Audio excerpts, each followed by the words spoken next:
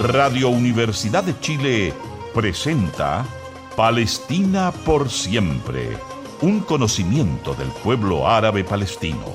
Historia, cultura y noticias del pueblo palestino. Conducción: César Abu Aid.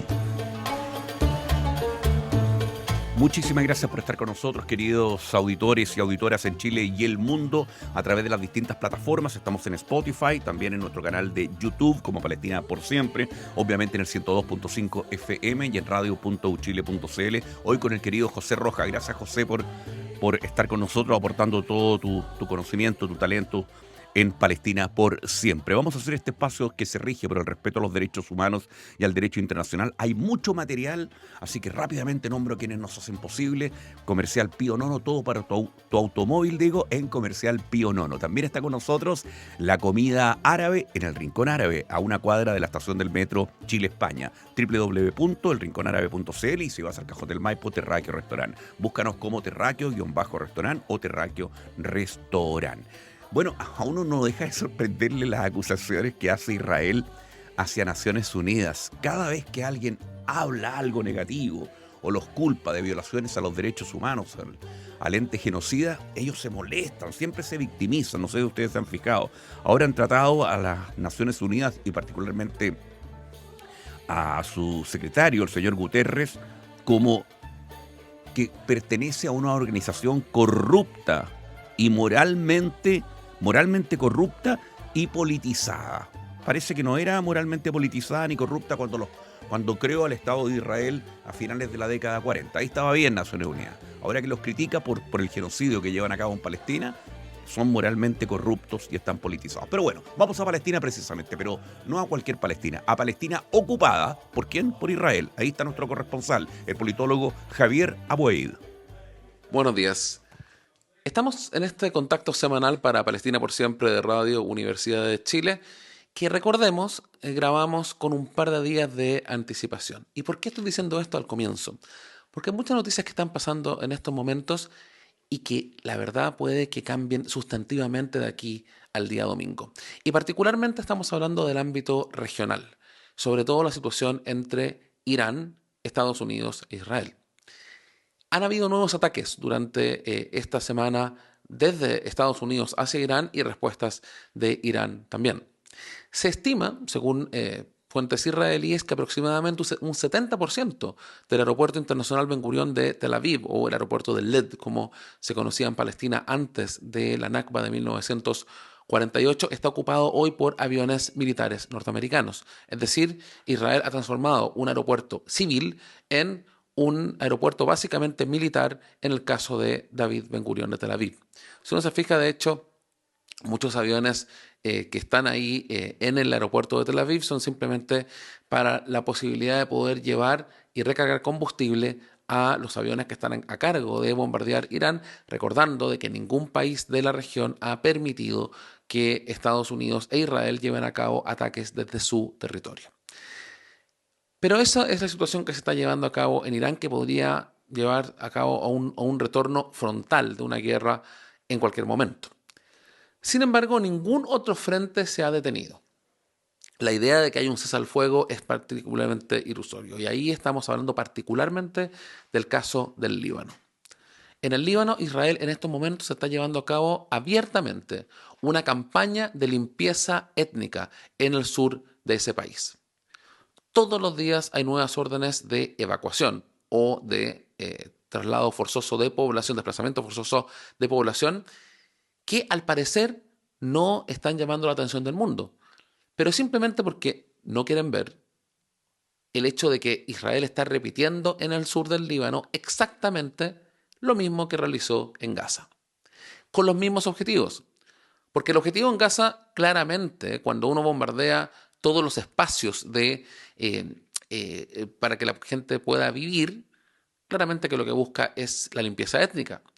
Y en el Líbano está pasando absolutamente lo mismo. Cuando se permitió violar abiertamente, flagrantemente el derecho internacional en Gaza, eso tiene consecuencias a nivel internacional, no solamente en el caso de esta región.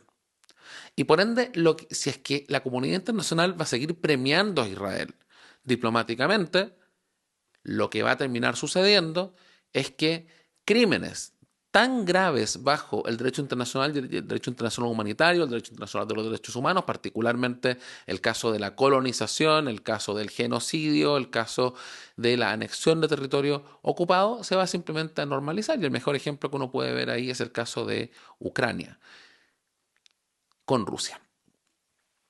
Entonces, la situación en el Líbano ha empeorado bastante y en estos momentos se está llevando a cabo una limpieza étnica. Comentábamos la semana pasada de que el periódico israelí Haaretz había señalado de que este año es un año de elecciones y que Benjamín Netanyahu necesita de alguna guerra para poder enfocarse en la campaña de elecciones. Bueno, eso es lo que está sucediendo hoy en día.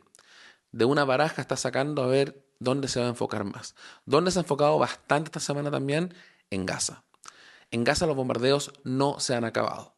Probablemente el cerco informativo desde Gaza se ha disminuido bastante. No solamente por el hecho de que Israel hasta el día de hoy no permite que la prensa extranjera pueda ingresar en Gaza, sino que también por prácticamente 270 periodistas palestinos que han sido asesinados por Israel en Gaza. Y el hecho de que muchos medios de comunicación simplemente ya no dan cobertura a los asesinatos diarios de palestinos en Gaza. Imagínense que todos los días en Tel Aviv muriesen 1, 2, 3, 4, 5 israelíes por ataques palestinos, sería noticia en todo el mundo. El caso de Gaza se ha normalizado completamente. Y es ahí donde uno se puede empezar a hacer preguntas. Benjamín Netanyahu, primer ministro israelí, ha señalado esta semana de que va a ocupar el 70% de Gaza, incluso en contra de lo que la Junta de la Paz, el Board of Peace, que promociona Donald Trump, estaría hablando. Que estaban hablando de que hasta el momento Israel iba a mantener una ocupación de un 60% de Gaza, que es lo que se conoce como la línea amarilla, y que con posterioridad se iba a ir retirando constantemente hasta ocupar un 18% de Gaza, que es bastante por lo demás. Pero Netanyahu ha dicho esta semana que va a ocupar un 70%. ¿Alguna respuesta de la Junta de la Paz, del Board of Peace de Benjamín Netanyahu, de Donald Trump? No. Eso demuestra una vez más de que los objetivos de esta organización creada por el presidente Donald Trump no tienen que ver ni con la implementación de resoluciones de Naciones Unidas, ni implementación del derecho internacional, sino que todo lo contrario, es generar una nueva forma de, entre comillas, resolver intereses internacionales. Y en este caso lo que busca particularmente es asegurar los intereses israelíes al mismo tiempo de generar ciertas dinámicas para que el presidente Donald Trump se mantenga de forma vigente frente a la comunidad internacional. Recordemos de que el presidente Donald Trump ha señalado que él es el presidente prácticamente vitalicio de esta Junta de la Paz, independiente de que él siga siendo o no el presidente de los Estados Unidos. Por ende, lo que está sucediendo en Gaza hoy en día es extremadamente alarmante. Y se entiende cuando se habla de que van a ocupar un 70%, de que la campaña de limpieza étnica en el caso de Gaza no se ha acabado en ningún momento. En la otra parte de Palestina ocupada en 1967, en Cisjordania, los ataques de los colonos israelíes continúan. El hecho de que en Israel vayan a haber elecciones, como comentábamos la semana anterior, hace de que muchos políticos israelíes simplemente hagan campaña en base a las violaciones en contra del pueblo palestino. Pero algo ha cambiado. El presidente israelí Isaac Herzog, del que comentábamos su reunión con el presidente de Chile, José Antonio Kast, hace un par de semanas, ha hecho una condena a los colonos. Uno podrá decir, bueno, son noticias de que el hombre ha cambiado. No ha cambiado. Él ha condenado sin referirse a los colonos como terroristas o como criminales. Ahora, ¿cuál es la razón por la cual después de todos estos ataques y de todo este genocidio, la persona que fue a firmar los cohetes que bombardearon a los civiles palestinos en Gaza, la persona que dijo de que en Gaza no habían civiles inocentes, que esa persona hoy en día esté condenando esto? Hay elementos muy interesantes que están dando a conocer. Particularmente el hecho de que la Corte Penal Internacional hoy en día está emitiendo nuevas órdenes de arresto en contra de oficiales israelíes. Es decir, esta idea de que oficiales israelíes que estén en servicio no pueden ser o que gocen de impunidad frente a crímenes de guerra y crímenes de lesa humanidad, inmunidad, perdón, eso ya no existe. Probablemente Isaac Herzog se está cuidando de eso, porque él ya ha sido citado por la Corte Internacional de Justicia, como comentábamos en programas anteriores, por incitación al genocidio, al señalar de que en Gaza no existían civiles inocentes. Pero eso también se entiende de sus declaraciones que hay un debate bastante mayor. Hay una separación muy grande entre muchos grupos judíos fuera de Israel y la población o la sociedad israelí en su conjunto. ¿Y por qué digo en su conjunto? Bueno, usted me podrá decir, bueno, es que hay gente que está en contra de lo que ocurre, 100%. Pero la inmensa mayoría de la sociedad, y acá voy a decir judía israelí, porque hay un 20% de la población israelí que son palestinos, cristianos y musulmanes, simplemente no le mueven estas cosas. No es un tema para las elecciones. El supuesto líder progresista israelí, Yair Golan, ni siquiera está hablando en serio de lo que está sucediendo. No hay un político israelí que salga a decir, mire, si yo salgo electo, la ocupación se va a acabar. Si yo salgo electo, van a haber dos estados. Para nada. A lo máximo se habla de una cosa que le dicen separación. Pero usted sabe lo que significa separación sin soberanía, es apartheid, digamos, que es un crimen como el que se cometía en Sudáfrica y que hoy en día se comete aquí en Palestina ocupada. Por eso la idea de que el presidente israelí hoy en día esté intentando enfocarse de una forma distinta también tiene que ver con su origen político.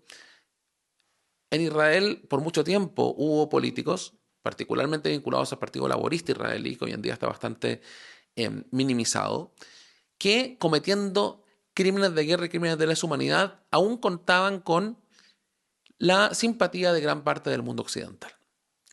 Pero hoy en día eso se ha acabado. Los días de Golda Meir, de Shimon Peres, de Shlomo Ben Ami se han acabado. Porque las opiniones públicas a nivel internacional han visto el genocidio que se está cometiendo y han visto una cosa aún mucho más importante. No estoy diciendo que el genocidio no sea probablemente lo más importante, pero políticamente lo más importante es que Israel no quiere ninguna solución que incluya entregar algún derecho al pueblo palestino. Israel está en contra de la solución de dos estados, está en contra de la solución de un estado con igualdad de derechos y todo lo que proponen en estos momentos es o una limpieza étnica o que palestinos y palestinas acuerden vivir como ciudadanos de segunda o tercera categoría bajo un régimen de apartheid. Ese es el proyecto político israelí. Absolutamente nada más que eso. Y por ende, cuando países como Chile insisten en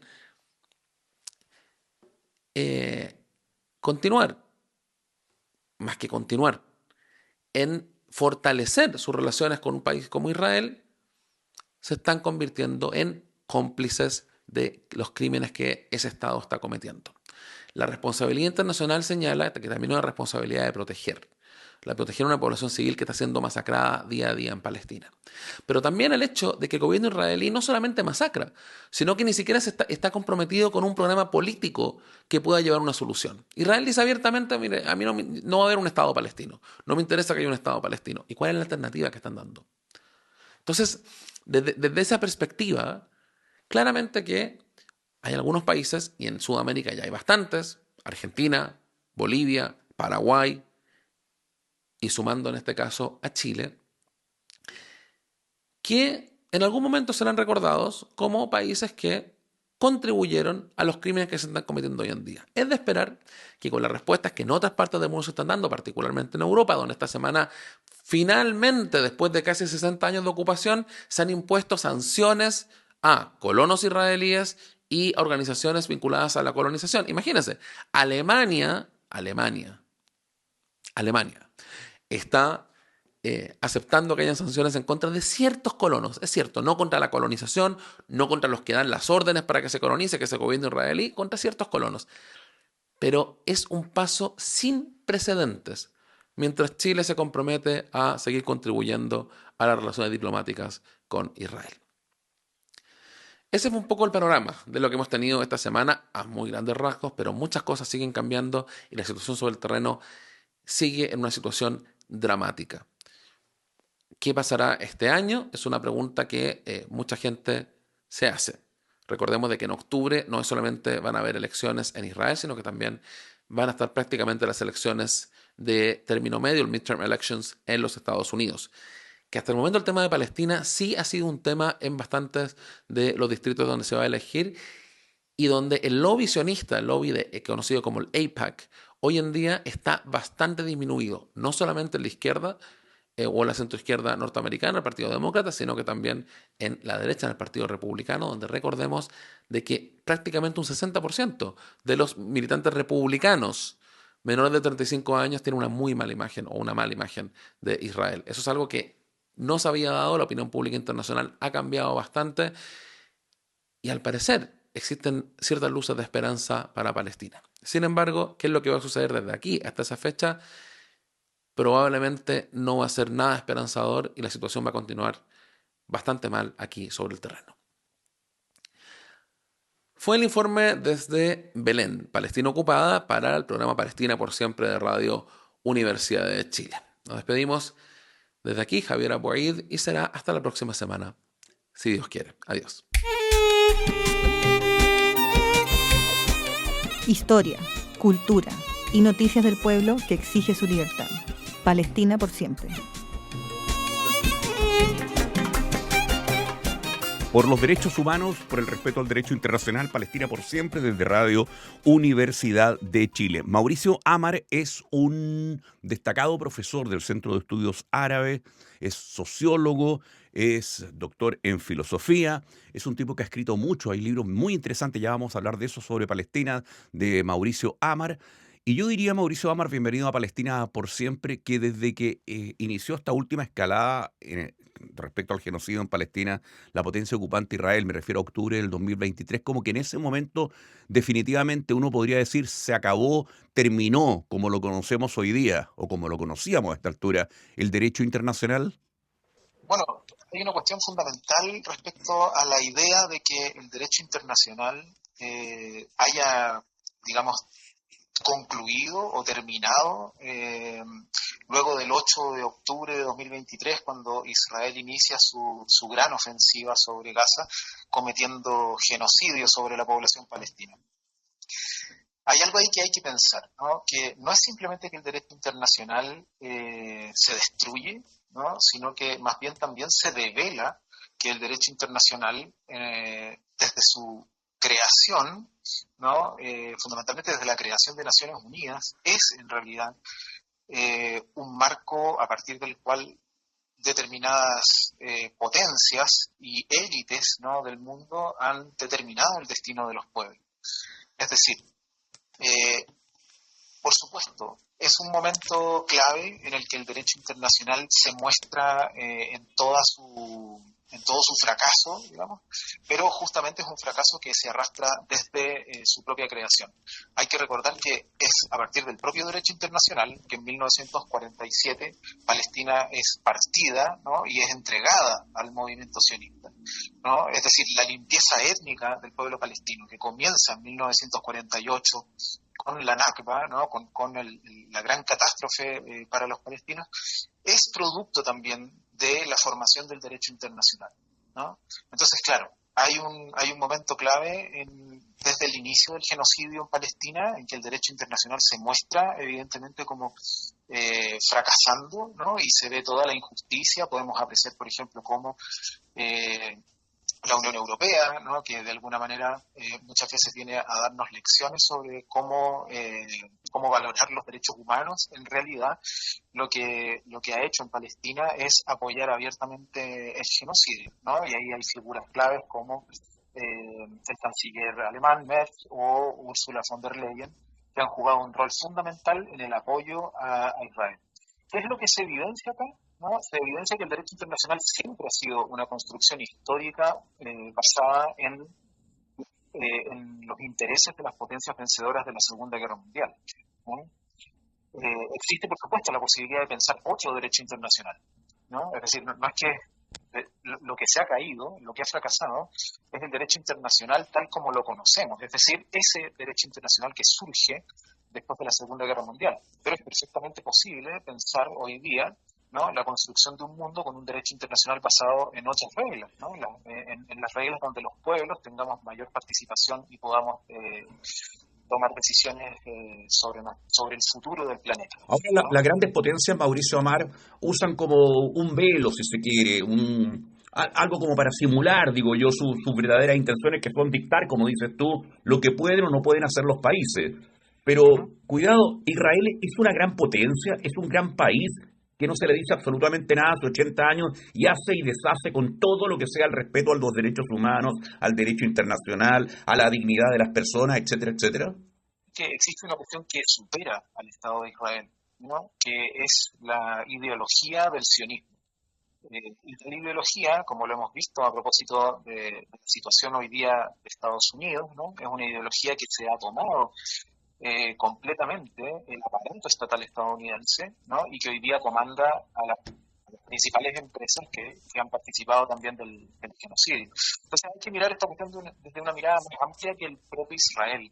Israel es solamente un enclave incrustado en Palestina, ¿no? Y por tanto un elemento importante para el control del sionismo, ¿no? Del sionismo sobre el mundo árabe y por supuesto en un lugar muy estratégico porque es el control del paso del Mediterráneo, ¿no? La vía de acceso a los oleoductos que provienen desde Irak, ¿no? Y la vía de acceso también hacia otros países de Oriente Medio. Entonces, creo que la mirada no tiene que ser tanto respecto a Israel concretamente, que es un enclave, un aparato, si se quiere, de una ideología mucho más extensa y amplia, que es un sistema, que es el sionismo, y del cual participan no solo Estados Unidos y Israel, sino también varios países árabes, ¿no? Porque muchos países árabes hoy día han entrado en la órbita del sionismo y han intentado por todos los medios normalizar relaciones con Israel. ¿Y qué es el sionismo? Entonces, no está de más aclararlo, no está de más volver a aclararlo, porque cuando tú dices que hay muchos países que han entrado en connivencia, por decirlo de alguna forma, con el sionismo, esos países árabes, ¿cómo entienden el sionismo para acercarse a él? Principalmente lo que les interesa a esos países árabes es integrarse dentro de la órbita económica de Estados Unidos. Y ahí llegamos a un punto que me parece que es central, que es que lo que están defendiendo esos países árabes, ¿no? Es fundamentalmente la pervivencia del capitalismo en su forma más brutal, que es el neoliberalismo, y ahora esto que vemos con Estados Unidos, que parece una suerte de tecnofascismo, ¿no? Entonces, claro, estos países árabes desde la caída del panarabismo en 1967 han empezado a integrarse a las órbitas económicas de Estados Unidos y para hacerlo, ¿no? Han entrado en una relación cada vez más amistosa con Israel. Primero fue Egipto, ¿no? Que firma un acuerdo de paz en 1977, pero luego empiezan a aparecer otros países árabes como Marruecos, Emiratos Árabes Unidos, y el mismo Arabia Saudita, que si bien no ha normalizado relaciones con Israel, ha sido un puntal para que otros lo hagan antes de realizarlo ellos mismos. Ahora se dice que Israel es sionista, que el sionismo israelí consiste en la expansión de su territorio, en tomarse todo el Medio Oriente, ese es el gran Israel. Pero un francés que se declare sionista, ¿qué aspira a ese francés? O un alemán que se declare sionista, o un estadounidense sionista. ¿Ellos a qué aspiran? Bueno, fundamental, es que lo que pasa es que hay distintos tipos de sionismo, y eso es una cuestión importante, ¿no? Hay un sionismo que se da al interior del judaísmo, ¿no? Dentro de los judíos hay quienes promueven el sionismo y bueno, enganchan ideológicamente con la idea de la creación de un gran Israel y con la redención, digamos, religiosa, digamos, del proyecto sionista, que originalmente no tenía esos elementos, pero que hoy día sí es muy cierto, ¿no? La colonización de Palestina se lleva a cabo por colonos que vienen de Europa, de Estados Unidos, ¿no? Y sirven de punta de lanza para el proceso de construcción de asentamientos dentro de Cisjordania sobre todo, y por supuesto también sirviendo en el ejército israelí. Ahí hay un proyecto identitario, ideológico de un supremacismo judío. Ahora, existe otro sionismo, por ejemplo, que es el sionismo cristiano, que es tan relevante como el judío, y que tiene una visión apocalíptica sobre nuestros tiempos, ¿no? Y postula la idea de que el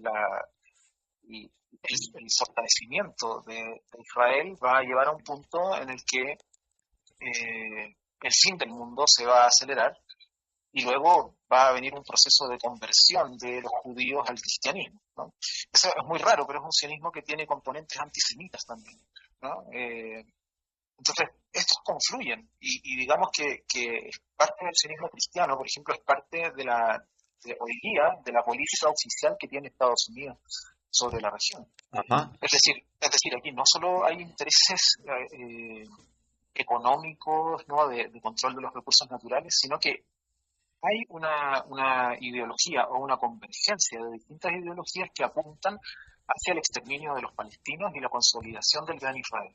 Eso tiene, por supuesto, como decía, elementos económicos, ¿no?, políticos, geoestratégicos, pero también un componente religioso fundamentalista que hoy día, bueno, lo vemos con la administración de Trump y lo vemos también en las políticas de los colonos judíos en Palestina. Estamos dialogando en Palestina por Siempre, espacio que se rige por el respeto a los derechos humanos y el derecho internacional aquí en Radio Universidad de Chile. Dialogamos con Mauricio Amar, él es sociólogo, profesor del Centro de Estudios Árabes, doctor además en filosofía, autor de un libro que ya vamos a hablar con él, que salió hace muy poco, que se llama El paradigma Palestina, sionismo, colonización y resistencia. Hay cosas que igual, aunque uno tenga claro que hoy día mandan los bárbaros, por decirlo de alguna forma, mandan las armas, mandan las bombas, mandan la destrucción, cuesta entender.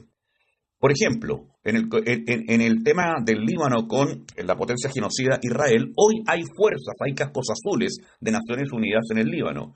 ¿Qué explicación que pueda entender uno medianamente existe para que un país, un Estado como es el palestino, que viene siendo pisoteado, humillado, vulnerado con un genocidio como el que se ha llevado a cabo en Palestina, no tenga fuerzas internacionales, donde hay colonos que van a atacar a los palestinos y los asesinan, literalmente, colonos armados protegidos por su ejército? Y todos los días los palestinos y palestinas tienen que vivir una real vulneración de todo tipo de derechos. ¿Qué explicación hay para que Naciones Unidas, que sí, por ejemplo, en el Líbano, tiene cascos azules, no los tenga en Palestina, Mauricio Amar?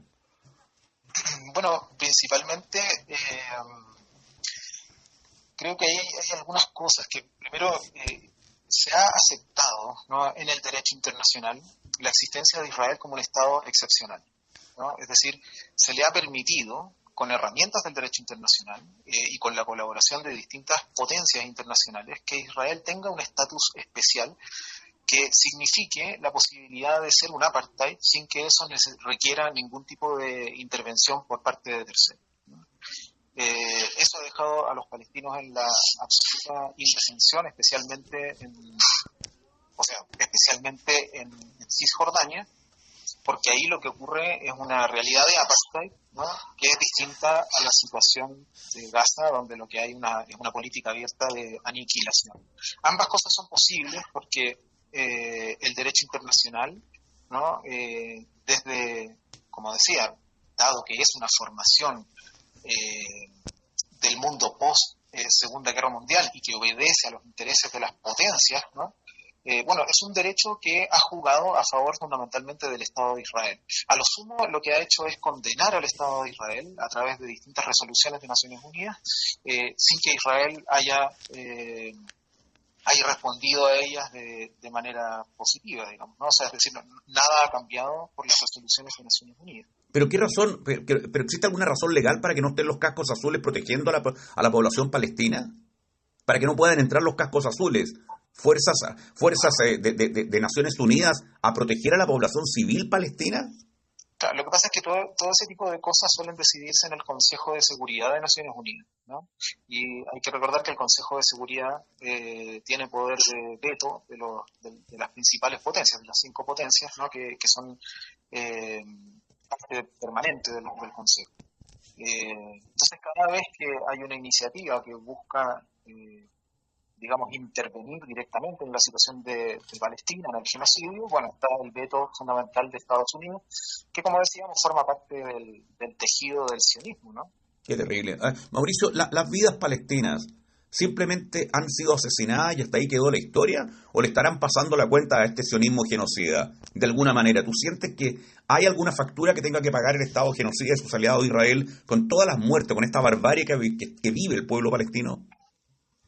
Bueno, lo que pasa es que estamos viviendo quizás un momento crucial que no es solo un momento crucial para los palestinos, sino para toda la humanidad, ¿no? hemos llegado al punto en que Estados Unidos e Israel se han convertido básicamente en una máquina de muerte para los palestinos, pero también para distintos pueblos oprimidos. Entonces, por supuesto que si queremos, digamos, un mundo que sea distinto, un mundo en el que sea posible vivir de manera digna, ¿no? Bueno, todos tenemos que pensar en cómo hacer posible ese mundo. Respecto a la cuestión palestina en concreto, yo creo que hay que recordar que hay un llamado internacional a participar en el boicot con desinversión y sanciones contra el Estado de Israel, que es la campaña del BDS, donde las personas de todo el mundo, digamos, pueden hacer, digamos, praxis de su conciencia moral y, por tanto, participar activamente de una resistencia pacífica contra el Estado de Israel. Y eso es algo que las personas pueden hacer, ¿no? Indudable. Oye, déjame aprovechar a hacer un paréntesis. Mauricio Amar, conversando en Palestina por siempre. Recién apareció otro libro, ya vamos a hablar del tuyo, del sello Seix Barral, que se llama Diario de un joven médico. Súper interesante, se lo recomiendo a toda la gente que respeta los derechos humanos y quiere un mundo mejor, un mundo más humano. Diario de un joven médico, notas sobre el genocidio en Gaza, del médico palestino Ezidén Shehab. Ezidén Shehab. Ya no soy médico, dice en la portada, soy testigo del lento asesinato de la dignidad, de una tierra donde la medicina es una broma cruel y la supervivencia un pecado. Él va notando día a día todo lo que le ha tocado ver en la franja de Gaza, en Palestina ocupada, y es realmente espeluznante. Bueno, yo creo que alguien se imagina, o sea, espeluznante ver a madre hablando con él, preguntándole si va a ser posible que su hija se recupere después de que tenía amputados los dos brazos, por ejemplo. Cosas de ese calibre, y no son las peores, obviamente. Recomendable el libro. Como recomendable también el tuyo, pues, El paradigma palestino, que tiene como subtítulo Sionismo, colonización y resistencia, Mauricio Amar. Sí, bueno, yo creo que en los últimos años han aparecido un montón de libros que son súper interesantes y que dan cuenta de la situación palestina desde distintos ámbitos, ¿no? Porque uno es, por ejemplo, el ámbito jurídico, ¿no? Sobre el que tú preguntas, pero también está la cuestión más humana, ¿no? Es decir, hoy día, en gran medida, Israel está exterminando a la población palestina, y hay que pensar, por ejemplo, que hoy día la Franja de Gaza es el territorio que concentra la mayor cantidad de personas con mutilaciones, amputaciones en el mundo. Es el lugar donde la mayor cantidad de niños, ¿no? Tiene problemas severos, traumas severos, ¿no? Que van a influir para toda su vida. Entonces, claro, la cuestión palestina tiene que ser abordada desde distintos lugares, desde la psicología, también desde la investigación, por ejemplo, ¿no? Hay algunos textos como el que ha trabajado Eyal Weizman, por ejemplo, sobre la manera en que la infraestructura palestina ha sido completamente destruida, y eso forma parte también del genocidio y de la posibilidad de reconstruir después la sociedad, ¿no? Entonces, claro, la mirada sobre Palestina hoy día tiene que hacernos converger a todos, ¿no? Porque tenemos distintas perspectivas, distintas miradas, y podemos atender a distintos problemas, ¿no? Hay problemas que conciernen a la psicología, a la sociología, a la antropología, a la historia, ¿no? Al derecho, por supuesto, ¿no? Esa es una cuestión fundamental, tratar de enfrentar el problema desde las distintas prácticas cotidianas. De acuerdo. ¿Y cuánto tiempo te llevó el libro? Y como yo te preguntaba, ¿qué te significó a ti como investigador llevar a cabo esta publicación, El paradigma Palestina? Bueno, la verdad es que como académico y de origen palestino, para mí ha sido una escritura dolorosa, porque el libro lo comencé a escribir cuando empezó el genocidio, pero obviamente mi intención, más que tratar de describir, por ejemplo, el genocidio, o incluso más que describir el colonialismo paso a paso, digamos, lo que me interesó sobre todo era la posibilidad de pensar Palestina como una suerte de espejo a través del cual nosotros podemos ver cómo funciona el poder en nuestra realidad contemporánea, ¿no? Entonces, de alguna manera, el libro también es una buena entrada para entender cuestiones que el propio libro no abarca por una cuestión de temporalidad, ¿no? Pero que es, por ejemplo, la aparición de las tecnologías de inteligencia artificial, empresas como Palantir, ¿no? Y su rol, por ejemplo, en el propio genocidio, y así también hoy día en el control de las personas en general, ¿no? Entonces, Palestina no es simplemente un lugar donde se está produciendo un genocidio. Palestina ilumina prácticas que el poder desarrolla en nuestras propias sociedades, ¿no?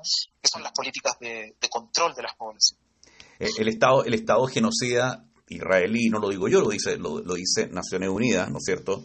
Todas sus investigaciones, etcétera, dicen precisamente que Israel lleva a cabo este tipo de acciones. Israel, cuando quiere ser preciso en sus crímenes, lo es, y logra matar gente fuera de Israel, etcétera, etcétera.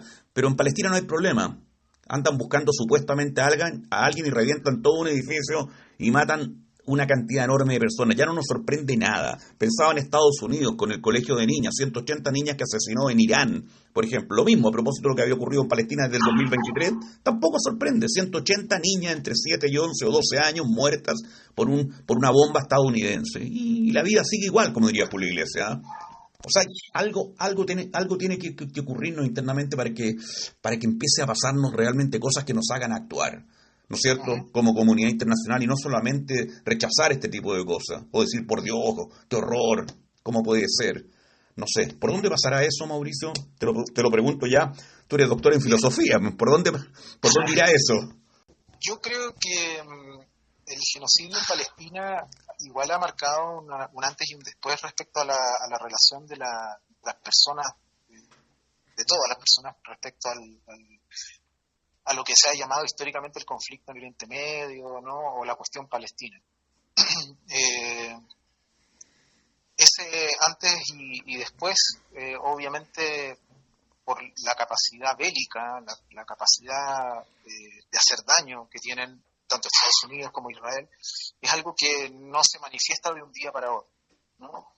Pero hoy día estamos viendo cambios sustantivos, por ejemplo, dentro de la población de Estados Unidos, que se siente cada vez más desafectada del sionismo. Vemos que las poblaciones del mundo están actuando, ¿no? Es decir, los estibadores, por ejemplo, en Italia, que han parado 3 veces el país, ¿no? para generar un bloqueo a la exportación de armas a Israel. Digamos, hay un montón de movimientos que están surgiendo en el mundo. Eso probablemente va a tener una expresión política, pero es una expresión política que va a tardar un poco en ¿Y en Chile, Mauricio, en Chile, qué te ha parecido lo que ha acontecido en nuestro país? Bueno, lo que pasa es que nosotros estamos viviendo justamente un momento especial de retroceso, ¿no? Porque si bien el gobierno de Gabriel Boric nunca rompió relaciones con Israel, que creo que era lo que había que hacer, mantuvo sí una posición muy dura y crítica, al menos retóricamente, respecto al Estado de Israel, ¿no? Pero estamos viviendo justamente el momento de retroceso en el que el nuevo gobierno, digamos, tiene incluso consejeros sionistas metidos en el Palacio de la Moneda, ¿no? Entonces, probablemente la posición de Chile en términos institucionales sea una cuestión, digamos, a favor de la normalización del genocidio y la protección de Israel en el campo del derecho internacional. Sin embargo, me parece que la posición de la población en Chile, de la gente, ¿no? Me parece que es mayoritariamente consciente de que lo que aquí ha ocurrido es un genocidio, y han existido una serie de formas de organización, entre ellas la del boicot, ¿no? O sea, por eso quiero insistir sobre eso, porque es una forma concreta en la que la gente puede participar en una resistencia pacífica contra la ocupación israelí. Pero el boicot, ¿qué viene a hacer en definitiva, Mauricio Amar? ¿No tomar Coca-Cola, por decir algo? Lo que pasa es que el boicot funciona bajo distintos registros, ¿no? Eventualmente puede ser, por ejemplo, el boicot a una determinada marca, a un determinado artista que promueva, digamos, al Estado de Israel, una determinada conferencia en la que participe, por ejemplo, alguien que viene financiado por el Estado de Israel, ¿no? Puede tener esos registros, pero hay otros que son más importantes. Uno de ellos es la compra de armamento, ¿no? Chile como país, como Estado, compra armamento al Estado de Israel. El gobierno anterior de Gabriel Boric había dado una instrucción de que una vez que se terminaran los contratos de compra de armamento no se renovaran. Sin embargo, es muy probable que eso vaya a seguir, se renueve, digamos, con este gobierno, ¿no? Entonces, por ejemplo, la presión sobre el Estado para que termine su relación comercial con Israel, la presión sobre el Estado para que rompa relaciones diplomáticas con un Estado genocida, ¿no? Oye, y a propósito, Mauricio, ¿por qué yo he visto en esto del boicot hacia Israel aparece la marca Coca-Cola? ¿Qué tiene que ver la Coca-Cola para que todos entiendan por qué está la Coca-Cola ahí? ¿Qué hace la Coca-Cola? No, bueno, es que por eso te digo, no tiene que ver con el boicot específico a una determinada marca, salvo cuando esa marca tiene una relación importante con Israel. Porque también en el fondo, si uno se pone a boicotearlo todo, claro, no tiene... Se vuelve un círculo vicioso. Se vuelve un círculo vicioso. Pero sí, por ejemplo, hay una serie de, no sé, por ejemplo, cosméticos que provienen de Israel. En colonia ocupada Palestina. Exacto. Ahí te entiendo perfectamente. Sí, obvio. Perfectamente posible de boicotear. Exactamente. Ahora, insisto que la cuestión más importante es la compra de armas y tecnologías, ¿no? Que hace Chile a Israel. Y ahí y esa es una el clamor popular tiene que hacerse sentir, te entiendo. Oye, Mauricio, bueno, yo te quiero agradecer, te tomaste más de la mitad del programa, Mauricio, ¿eh? Pero estuvo interesante conversar contigo. Mauricio Amar, sociólogo, profesor del Centro de Estudios Árabes de la Universidad de Chile, doctor en filosofía y autor del libro que también hemos conversado aquí en Palestina por Siempre, El Paradigma Palestina, sionismo, colonización y resistencia. Mauricio, tremendo abrazo para ti, gracias por la contribución. No, muchas gracias a ti, César. Todo para tu vehículo, alineación, balanceo, neumáticos, revisión de los 10.000 kilómetros, cambio de aceite, tren delantero, en Pío Nono. Encuentra tu sucursal más cercana en comercial pionono.cl. Si vas al Cajón del Maipo, acuérdate de Terráqueo Restaurant, a 5 minutos de la Plaza de San José. La comida del mundo en Terráqueo Restaurant, en un lugar maravilloso. Terráqueo-restaurant, Terráqueo Restaurant. Y la comida árabe, hoy domingo abierto hasta las 4 de la tarde, el Rincón Árabe, en Juan Enrique Concha 55, a una cuadra de la estación del metro Chile, España. Interesante, diría que interesantísimo, si que existe esa palabra, el análisis que hace respecto a los medios de comunicación y cómo han cubierto el tema de Palestina el periodista Eduardo Azfura. Imaginen que alguien enciende la televisión en Chile o abre un diario nacional y quiere entender qué ocurre en Gaza o Cisjordania. ¿Qué encontraría? Titulares que hablan de conflicto, de negociaciones entre las partes, respuestas militares israelíes, daños colaterales entre la población palestina. ¿Qué no encontrarían? La palabra genocidio, por ejemplo, a pesar de que organizaciones como Amnistía Internacional, Human Rights Watch, 68 ONGs israelíes y la propia Comisión Internacional Independiente de Naciones Unidas reconocen que Israel comete al menos 4 de los 5 actos constitutivos de genocidio de acuerdo al derecho internacional: matar miembros del grupo humano, causarles graves daños físicos o mentales, imponer condiciones de vida destinadas a destruir a ese grupo e impedir nacimientos. En la prensa corporativa, no obstante, se evita explicar que esto no es un conflicto neutral, sino un proyecto de colonización de casi 8 décadas de limpiezas étnicas, ¿verdad? 59 años de ocupación militar. Esta semana, amigas, amigos, quiero precisamente hablarles sobre el rol de los medios corporativos, la prensa, la radio, la televisión, en la normalización de la narrativa israelí sobre Palestina y cómo esa maquinaria informativa permite que el genocidio continúe. al condicionar, por ejemplo, la respuesta ética, ¿verdad?, de la sociedad civil. Palestina está tan lejos, hay guerra en todas partes, ocúpense de Chile. Esas reacciones están moldeadas por el tipo de cobertura que reciben estos hechos. ¿Cómo informan e influyen esos medios? El Centro de Información Palestina identifica al menos 4 formas periodísticas que apoyan este sesgo. Vamos a verlas muy brevemente, ¿verdad? Una primera cuestión muy importante es el encuadre semántico. Las palabras que se usan importan no solo por sus significados, sino por sus connotaciones. Desde octubre de 2023 se habla, lo hemos escuchado, ¿verdad?, conflicto entre Israel y Hamás, guerra contra el terrorismo, pero rara vez de apartheid, limpieza étnica. Al decir conflicto se igualan 2 bandos, ocultando que Israel es un estado ocupante con uno de los mayores ejércitos del mundo y Palestina un pueblo y territorio bajo ocupación. Una segunda cuestión muy vinculada con esto, la omisión en los medios corporativos occidentales del contexto histórico. No se explica que Gaza vive bajo un bloqueo ilegal de aire, mar y tierra desde 2007, que Cisjordania es colonizada sistemáticamente, o que la Nakba de 1948 representó la expulsión de más de 750.000 palestinos y palestinas. Por lo mismo, y esto es muy relevante, nunca se pronuncia la palabra sionismo. Imagínense ustedes cuántos analistas internacionales y la palabra sionismo no aparece por ninguna parte. Una palabra clave para entender que esto no es un conflicto religioso, sino un proyecto colonial de un movimiento político nacionalista, el sionismo, es decir, una secularización intencionada e instrumental del judaísmo que ha devenido en un proyecto racista y supremacista.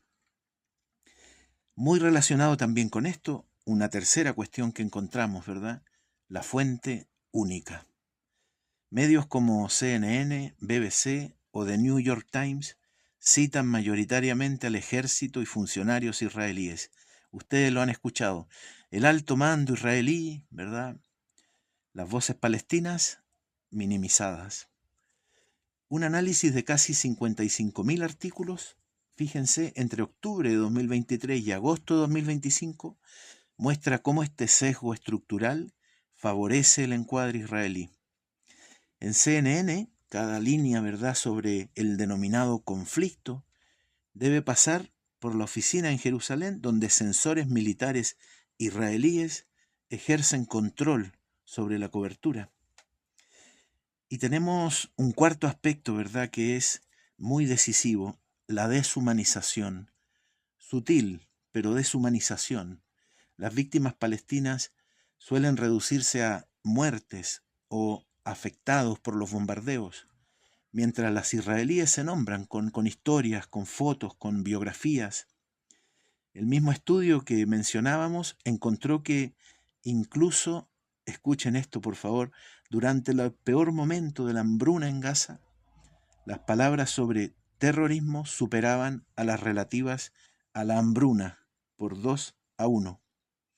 La BBC empleó terrorismo en casi 2/3 de sus artículos sobre Gaza. Estas estrategias no son inocentes, por supuesto.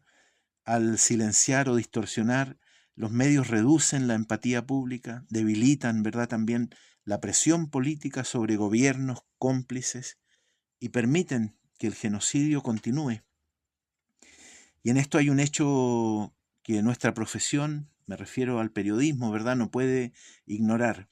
Según el prestigioso Watson Institute de la Universidad de Brown, esto es una universidad estadounidense, la cantidad de periodistas y trabajadores de prensa asesinados por Israel en Gaza, casi 300, supera, oigan esto por favor, la suma de los reporteros muertos en la Guerra Civil Estadounidense, la Primera y Segunda Guerra Mundial, las guerras de Corea, Vietnam, Camboya, Laos, la antigua Yugoslavia, Afganistán y Ucrania, juntas. Sí, tal como oyeron, juntas. El Comité para la Protección de Periodistas registró en 2025 un récord. 129 periodistas asesinados en todo el mundo, la cifra más alta desde 1992. 2/3, el 67% de esas muertes, ocurrieron en Gaza por acciones de Israel. Mientras tanto, en Chile los medios corporativos han dado una cobertura mínima al bombardeo de escuelas, de hospitales, al asesinato masivo de civiles, y en cambio, ¿verdad?, los vemos a diario cubriendo ampliamente desastres o curiosidades climáticas, polémicas políticas, excentricidades de Hollywood, ¿verdad?, las últimas estrellas de Hollywood y sus amores, sus polémicas. Los héroes de Gaza dan su vida por la verdad. Mientras tanto, la prensa occidental, la prensa corporativa nacional, modula su relato según los dueños del negocio. ¿Qué periodismo permite esto? Hay que preguntárselo, ¿no? ¿Qué ética prioriza la relación con fuentes oficiales sobre la vida humana? ¿Qué futuro tiene también un periodismo que renuncia a informar verazmente sobre la injusticia? Los medios hegemónicos no son espectadores inocentes. Con encuadres, con omisiones, con fuentes, construyen la realidad pública. Cuando esa realidad oculta un genocidio, podemos hablar, y tenemos que decirlo claramente, se convierten en cómplices. Quiero cerrar recordando a la relatora de Naciones Unidas para los Territorios Palestinos, Francesca Albanese, quien, como sabemos, ha pagado costos personales enormes por su trabajo. Ella afirma que los medios han mantenido una línea apegada a la narrativa militar israelí, reproduciendo terminología que justifica muertes y destrucciones, como la supuesta sede de Hamás bajo hospitales, ¿verdad?, algo usado para destruir luego esos recintos hospitalarios, o el mantra repetido incesantemente de los escudos humanos, un lenguaje que crea dogmas, que culpa a las víctimas de su propio sufrimiento, como si los palestinos, y nadie más que los palestinos, fueran los culpables de la barbarie genocida que los azota. Pero cuando los periodistas del mañana revisen lo publicado y lo callado, entenderán que hubo oportunidad de informar con veracidad, ¿verdad?, y dar voz a las víctimas, y que muchas eligieron, cuando podían elegir, por supuesto, la complicidad silenciosa.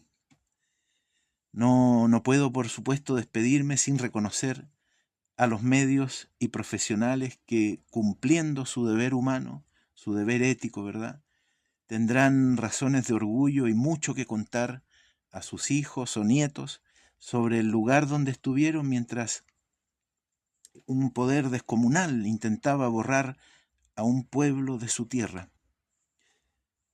Por ellos y por medios públicos como Radio Universidad de Chile y Palestina por Siempre, podemos aún confiar en los buenos tiempos que vienen para el periodismo, para el derecho internacional y para los derechos humanos. Nos vemos, queridas amigas, queridos amigos, el próximo domingo.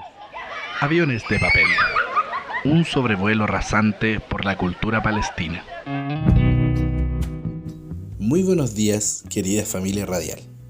Una vez más, nos encontramos sobrevolando sus hogares en estos aviones de papel que semana a semana propician el diálogo y la reflexión en torno al arte, la cultura, la actualidad y los derechos fundamentales en Palestina. La crónica de hoy lleva por título El canto de los pájaros.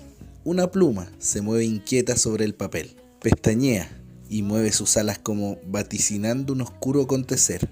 Otra noche más en Galilea, noche de ecos vacíos, penumbra de máquinas del temor acechantes. El estruendo lo inunda todo, inunda el éter, inunda los cajones del escritorio, abigarrados de notas, escritas con tinta oscura, con tinta carmesí. Marwan Makul aguza su oído, solo escucha estruendo sobre estruendo. Las aves han enmudecido su trino, porque los cohetes han aprendido a hablar. Han anidado entre las piernas de los hijos de Sión y vuelan inquietos persiguiendo niños palestinos para picotear sus cabezas. Una calle vacía, una ventana cerrada, un café a medio terminar, la ceniza del cigarrillo acumulándose. Hay un suspenso eterno, la madre de abultado vientre que espera a su hijo, el niño que espera a ser hombre, el hombre que espera a ser anciano, el viejo que espera su digna muerte. Todo queda suspendido entre una detonación y otra, entre un cadáver y otro, entre un cuerpo aplastado y otro, entre un secuestro y otro, entre un acuerdo de cese al fuego roto y otro, entre un desacato del derecho internacional y otro, entre una estrella de David y otra. La poesía es política, no es un cuadro decorativo que combina con la tela del sofá. La poesía rasga las telas y la piel, la poesía mata y miente.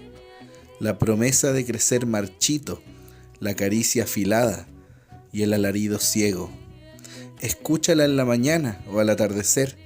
Siempre habrá un mártir que recordar, un cuerpo que rescatar, un padre que consolar, una vivienda que derrumbar, un olivo que incinerar, un pasaporte que retener o una bandera que censurar.